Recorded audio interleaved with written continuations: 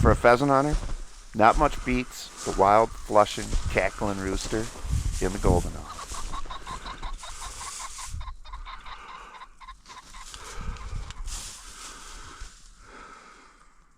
And if you look at the dogs, I think they agree.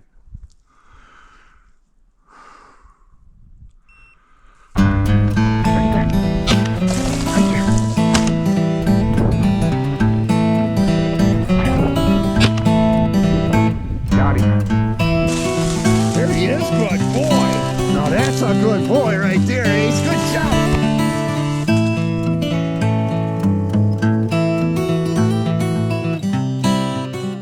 Headed back out to South Dakota for a quick 3-day hunt to chase some pheasants. They ended up getting a little bit of snow just before we got there. Nothing like hunting in the snow. Started out pretty cold though that first morning, but by the time we started hunting, it wasn't too bad.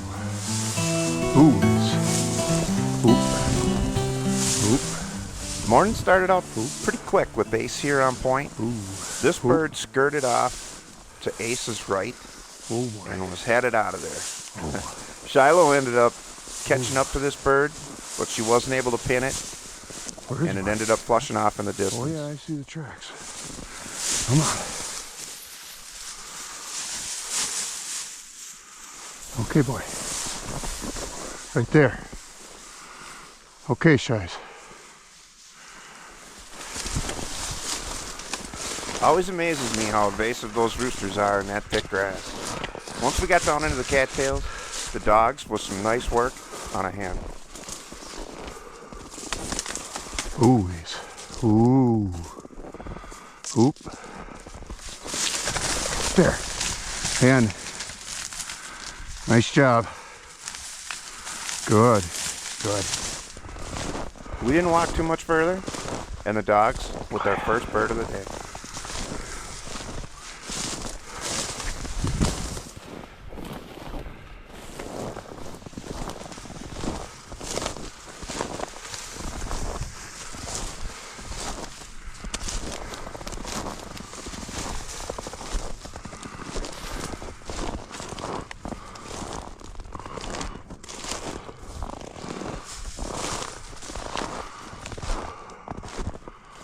Ooh, Shies.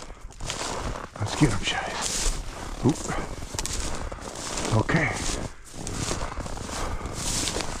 Okay. Right there. Got him. Nice job, guys. That was a nice rooster.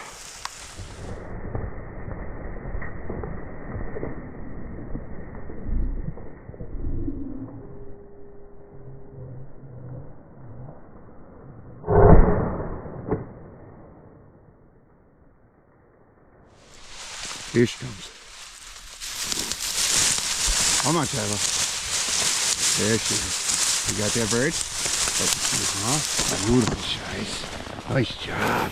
Watch out, Holly. Watch out. Here we go. Hey, Shies, get up. Okay. All right. Well, that gets us on the board with a beautiful late season rooster. Those of us that have pheasant hunted long enough, we know all about cattail ice. It's almost always a muskrat run, in my experience, especially this late in the season, when everything is froze up rock solid. And I know this, I've trapped my whole life. I've trapped muskrats, I've trapped beaver. I know those runs under the ice can sometimes create soft spots, thin ice.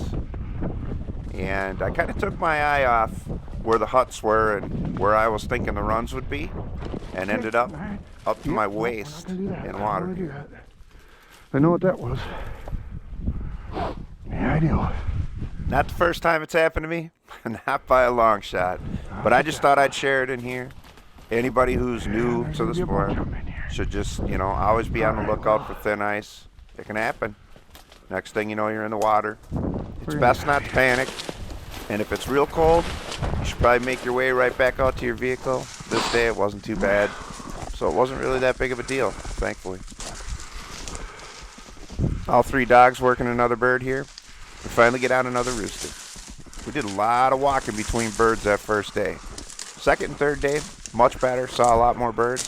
But this first day was kind of tough, but we did finally get on another one.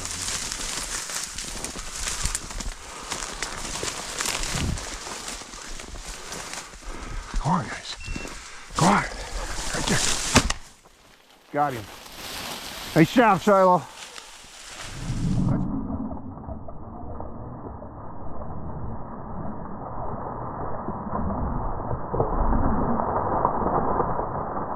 I felt like I hit this bird pretty square. We never found this bird, unfortunately. I'd lost one with Brent, Find him. but hadn't lost a bird all year, just me and the Find 'em. dogs, until now. Unfortunately, we were Find not 'em. able to find this bird. Find that bird. We spent a lot of time looking for that bird. Anybody that knows me knows I Find do 'em. not like to lose birds.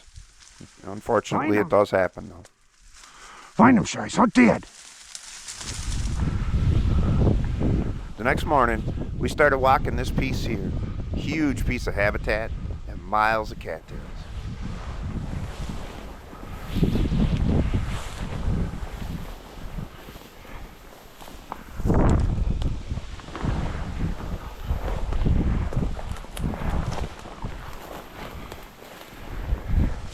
The dogs ended up going on point in those trees just to the right there. The birds started kind of busting early, but we did end up having one hold just a little too long. Dang it.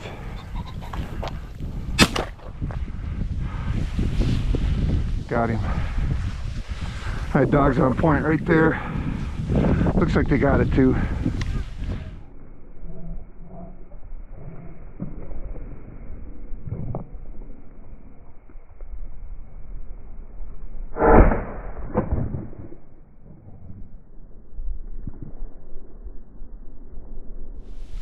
Come on, Chaz. Here she comes. Come on, Chaz. Right here. Come on, girl. Here we go. Come on, Chaz. That's my girl right there. Yep. Good. All right. Like Mick has said, I don't know if it's a blessing or a curse to be on the board right away. 'Cause I'm on the board pretty much right away. Sometimes that works out. And sometimes it don't. We'll see. Boys. Cover like this. Trees. Tree line.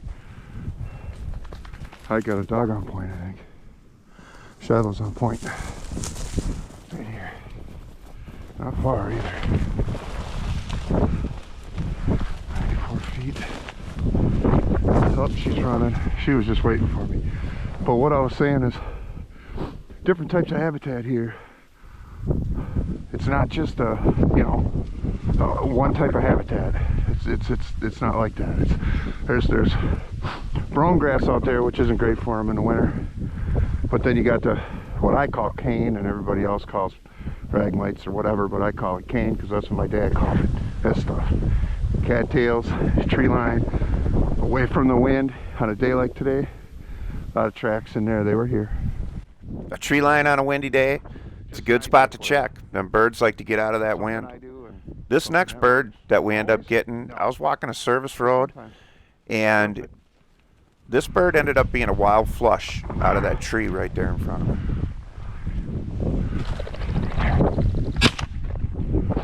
Got him.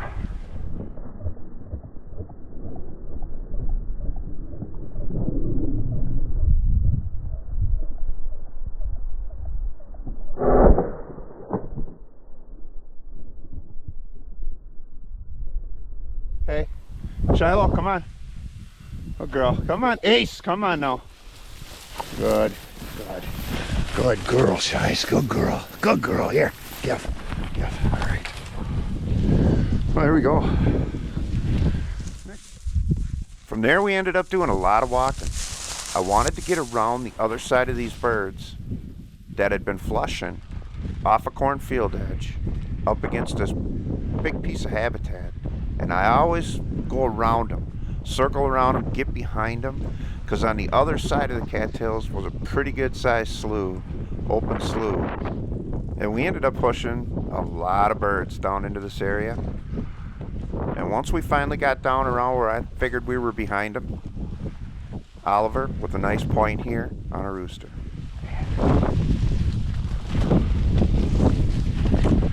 There are pheasant tracks. There we go.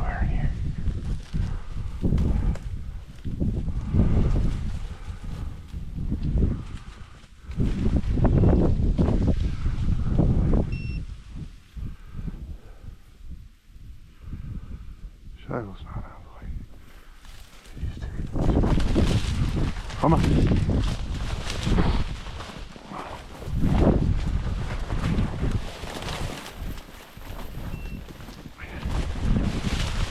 What do you got, Ollie?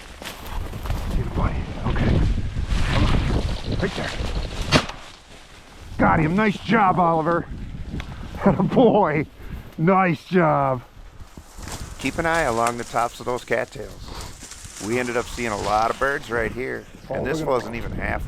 This wasn't even close to half. There was a lot of birds. There in goes this piece. Rooster. Look at that. Look at them all.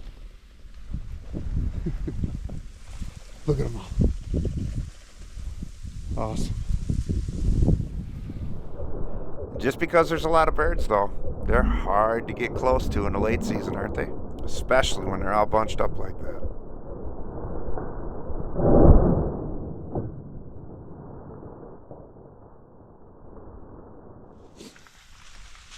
I think Ace might be bringing this one back. There he is, good boy. Now that's a good boy right there, Ace. Good job. All right, nice point by Ollie. Whole bunch of birds right back out in here, loafing. There goes a couple more right there. They haven't stopped getting up out of here. Crazy, unbelievable. Nice retrieve by Ace. Good boy, kid. How come every time I put you on camera, you're always licking yourself, huh? What's the matter with you? Oh boy. Oh, girls, guys. Oh boy, Ollie. Nice job. Nice point, kid. Ace's bird there, the last bird that we got. Nice retrieve. Oh boy, if I don't put it back here now, he won't leave me alone. I was just going to kind of go over that hunt a little bit. You know, I started out kind of hooking through the cattails up along a cornfield edge. Obviously, birds can be there, right? So I kind of picked up 2 incidental birds, one there. And then one, once I got past the willows here, I picked that one wild flush up out of that tree. And there's been a lot of times walking down this little section here too, where I was at. I will get a bird or two out of here. But really what my main goal is when I come in here is what always kind of happens in a spot like this. Several times here, many other times, other places that I just noticed. If you see where they're going and you got a big area of habitat, which happens to be the case right here, basically what I do is I watch where they go, where they fly into, what they're doing, how they're, you know, hooking out into the cattails or whatever it is that they're doing. And I go wide. I go around and I get to the other side of them, come in on the back side, and then I either flank them, working them at the side, or get behind them and kind of work them back out to where they just were. And it seems to work for me, you know. I'm not, like I said, I'm not an expert at this. It's just, I've been doing it my whole life, and you know, you start to pick up on these little things, and I don't know, it's just a little tidbit of information that if it helps you, great. Right, Ollie? That was a good walk. Good boy. Walking a huge piece of beautiful habitat on a sunny day like that, spending time with the dogs, tough to beat. Oh yeah. This morning, I walked a few spots with my good buddy Mick. Right there, he was showing me his Satori over and under, trying to convert me, just like a lot of other people are. I do like the over and unders, and I have been looking at the Satori, but man, do I love my auto. The dog started working a bird here, and little did I know, it was going to end up being someone else's cripple. If you look in front of the dogs, almost center of the screen, you'll see that bird jump over the cattails. Ends up being a crippled rooster. Right there. That's it up.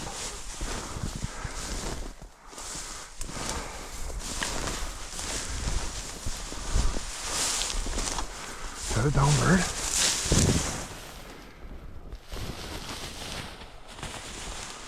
Oh yeah.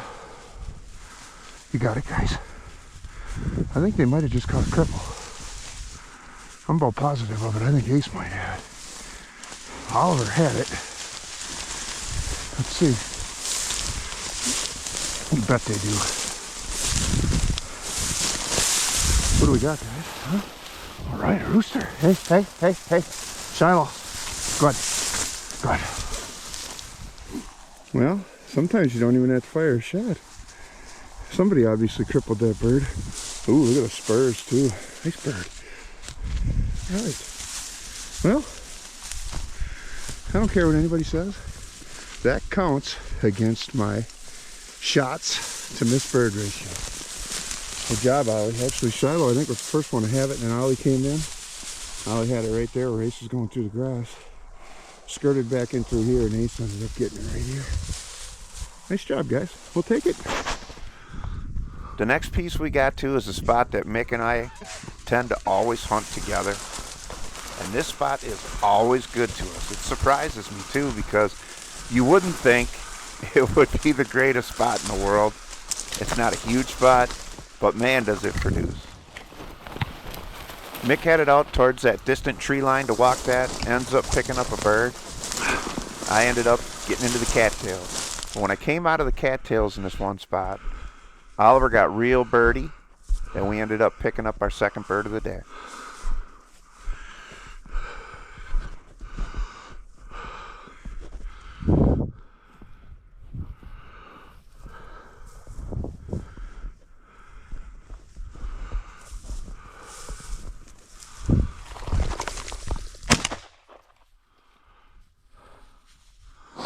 Good boy, Ollie. I thought he had one right there. Come on, fetch it up, Chaz.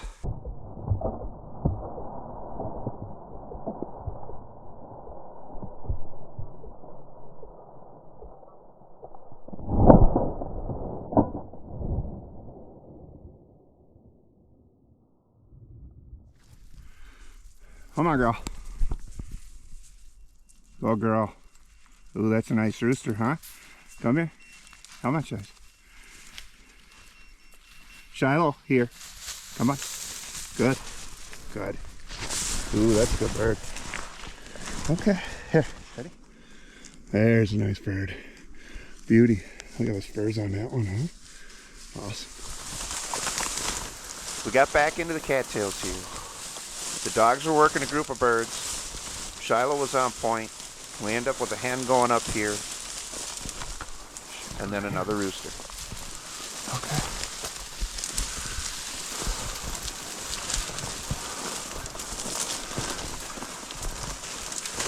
Right there. Let's him up.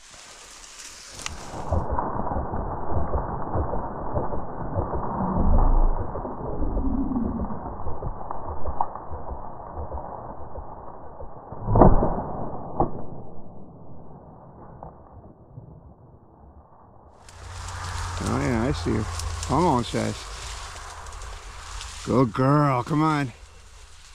Come on, Chaz. Right over here. Come on. Come on, Chaz. Come on. Good girl. There we go. Give. All right. Oh, there we go. They do not come easy, man. They do not come easy out here this time of year. Good girl, Chaz. A lot of memories in that spot for Mick and I. Always seems to be a good hunt there. Even though I had my birds for the day, it was such a beautiful afternoon in the golden hour, I thought, I'm going to go see if I can get on some sharp-tail grouse. There's not many sharp-tails in this area, but I thought, if nothing else, we'll just take it all in. Just such a beautiful afternoon. And then to come across this cackling rooster made it all worthwhile.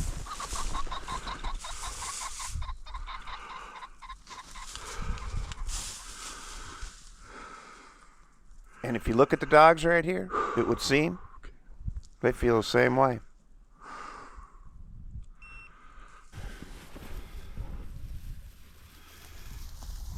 You know, every once in a while you just got to get on top of a hill, sit, just take it all in. Look at this habitat. A lot of birds too. I've encountered some birds out in this piece.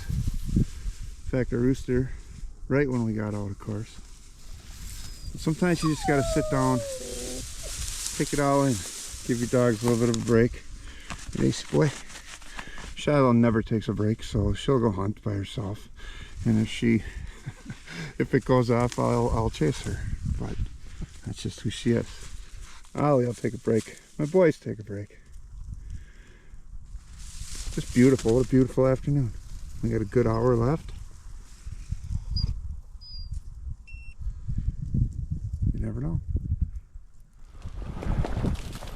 Although we didn't see any sharp tails, the walk with the dogs through that beautiful habitat was more than worth the time we spent on that walk. You know, in my lifetime, I have seen many of my favorite spots disappear forever due to housing developments or the plow. I believe it's worth it to make sure we spend some of our time afield appreciating the beauty of it all.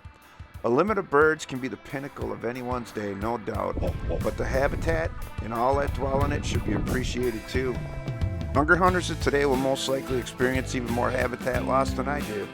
Hopefully they appreciate the resource and all its beauty and fight to protect it for future generations to come. Or quite simply, we may lose it forever.